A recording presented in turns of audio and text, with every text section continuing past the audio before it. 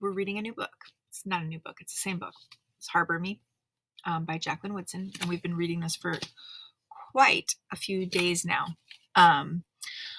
We are almost actually through it, which is pretty awesome.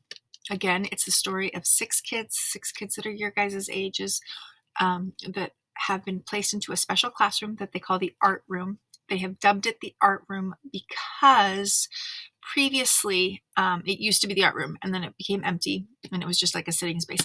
Kind of like at Jason Lee. How remember it used to be a K-8 school, and then all of a sudden it wasn't a K-8 school anymore, and it was just K-5. So there's all these classrooms that are empty.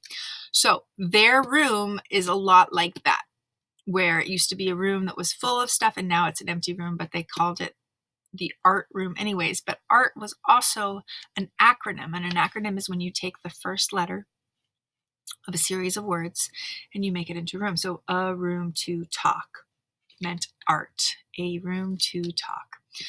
And so that was where they get together, and they kind of talk about their lives and each other's lives and all the different things that are happening within each other's lives.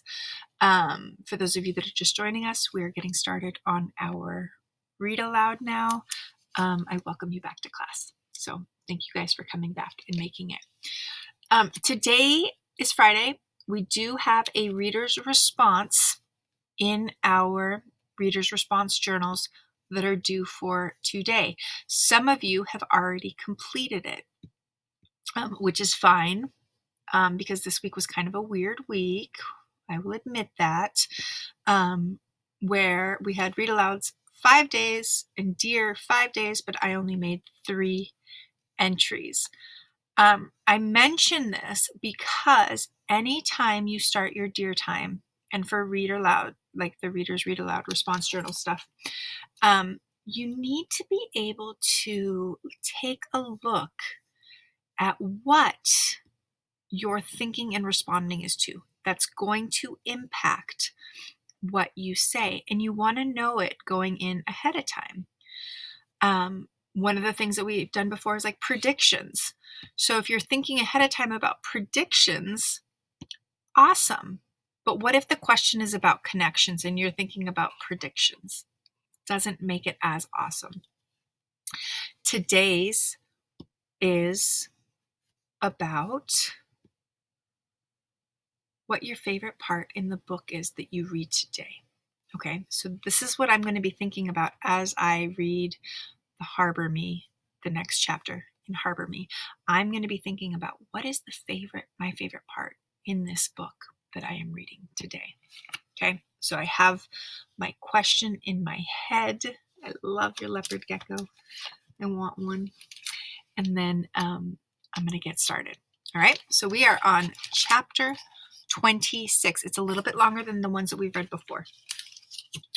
So, as always, as you listen to a story, you want to be listening with your whole body, but you can do something else that doesn't require thinking, like drawing, coloring, playing with your leopard gecko. But you don't want to be reading another book. You don't want to be doing your seesaw assignments. Okay, you can be bouncing on your balls. If you're standing up, you can be stretching, running in place. You can do those things while you are listening to a read aloud. But I do want you with a full body listening experience. Okay? All right, so chapter 26, right on time, Abdul. As we drove home that afternoon, I pulled my braids down over my eyes, and thought about Kira's hands in my hair. The way they felt strong and warm and sure. Kira is Haley's friend Holly's mom, and she helps do her hair because Haley's mom was black, her dad is white, and so her uncle has no idea how to do her hair. So Holly's mom had offered, since she was a little girl, to help him with her hair. So she's always done Haley's hair. Okay, the tiny point of her comb making straight parts between the braids, the smell of the lavender oil she rubbed into my scalp. I had sat there the way I did every time she did my hair, with my eyes closed and my head tilted down, secretly imagining that Kira was my mother. I know that's stupid. Holly was sitting across from us, talking away and eating pretzels with peanut butter. I imagined my mom had put the bowl where it was between us. I imagined she had said, "You've always loved pretzels and peanut butter, Haley. I remember when you were a baby, you grabbed a spoonful of peanut butter out of my hand and shoved it into your mouth. I was so scared. All those stories I had heard about peanut butter allergies and how babies shouldn't have it until they were older. I tried to pry your mouth open with my fingers and scoop it out. But it was Kira talking. Kira who had pried Holly's mouth open. Kira's fear. I let out a deep breath and felt my uncle glance over at me. "Tell me about her again," I said. "The little bit you know about your mom, right?" my uncle said. "I figured that's where you had gone." I nodded. "I only knew her a short time," he said. "By the time Barry and your dad got really serious, I was already away at college. I hardly ever came home." "You know our dad didn't approve, right?" "Yeah," I said, "but he died before I was born, and you and Dad used some of the money he left you to buy our house. Too bad. So sad for him, I guess." "Are you mocking me?" I shook my head. "Nope, just saying what you always say. Your dad wasn't a nice guy. But at least you got to know your mom, even though you were young when she died. I wish I had known mine." "You would have loved her like crazy, Hales," my uncle said, "and she would have been over the moon about you." She was over the moon about you. How many times had he started the story the same way? I knew exactly what he'd say next, and in my head I said it with him. Your parents loved each other like that romantic movie kind of love. Except it was real. They truly, truly loved each other. My mother and father had met when they were both at Brooklyn College. My mother was studying to be a nurse, and my father wanted to be a teacher. They had some kind of advanced science class together. My uncle was still in high school then. He said my dad told him he'd never imagined the two of them falling in love. It didn't even feel like a possibility. But then it happened, my uncle said. And your dad, when he told me about her, he just said, "Oh, she's just the most amazing person I have ever met. You're gonna love her." He didn't say she's the most amazing black person I had ever met, so I was surprised when I first met her. "That's racist," I said. "Nah, it's just the truth. I was a young knucklehead with a skinny brain, and then I wasn't anymore." "She changed you," I said. "She woke you up." "Both of you woke me up, and keep on waking me up." He tapped my head. The sun was starting to set, and the sky was a bright orange now. Upstate was so different from Brooklyn. There weren't buildings blocking the sky, and the mountains felt like they were just there to let color slip through them and around them, just there to help us see it all. "Your mother would always try to pinch my cheek when I first met her," my uncle was saying. "You're such a cutie," she'd say every time she saw me. Man, I'd get so mad about it. I mean, it wasn't like I was a little kid, like you. Hey! You know what I mean. I was 15. 15 is almost a man. Almost, Uncle. Just almost, but not. She was only 5 years older than me. I always loved to see her smiling, and it was so easy to make her laugh. He glanced at me.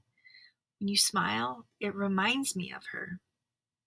I smiled into the window, trying to imagine my 20-year-old, not yet mother pinching my uncle's cheek. I could see her hands dark with the bright red polish, but her face and hair were blurred. She was tall, I said. Taller than your dad. And someone in her family had red hair, too, I said, but not her. Red hair on both sides, my uncle said. You were doomed. I was doomed. My uncle laughed. Behind his glasses, I could see the lines at the edge of his eyes, crow's feet. That's what he said people called them. Tiny maps of my life, he'd say. They were beautiful.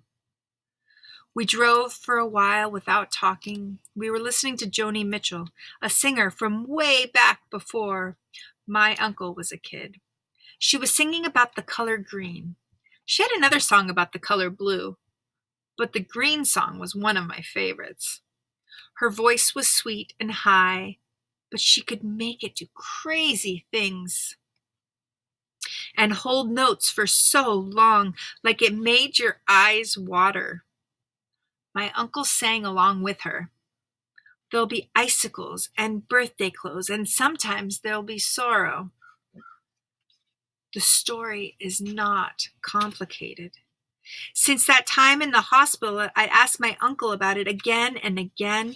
I was born when my parents were both 26.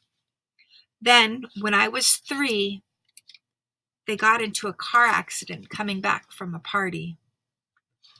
My dad was driving, and when they got a block away from home, my dad accidentally hit the accelerator instead of the brake and mowed into a lamppost before swerving the car and hitting the outside wall of a donut shop.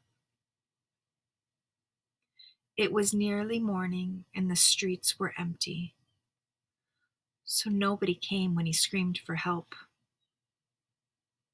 So he stumbled home to get my uncle to help him get my mom out of the car. She won't move, he kept saying. She won't wake up. My uncle's voice gets quiet when he tells that part of the story. My dad's nose was broken, and he had cuts on his hands and arms. My uncle was babysitting me. Before the 3 of us could get back to the car, the cops pulled up beside us and arrested my dad for leaving the scene of a crime and for drunk driving. He kept saying to me, my uncle told me, "Go get her. Please go make her wake up." My mother was 6 days away from her 30th birthday. But by the time the cops booked my father, my mother had been dead for hours. She will always be 29. Sometimes I say the word slowly to myself, vehicular homicide. It sounds like a hiccup, or like the first words of a song. It sounds like the promise of something, and then it doesn't. Tell me again about the day after the accident, I said. I told you.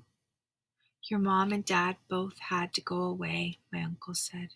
I told you I'd keep you safe, though, that you didn't have to worry, and that you'd see your daddy again soon.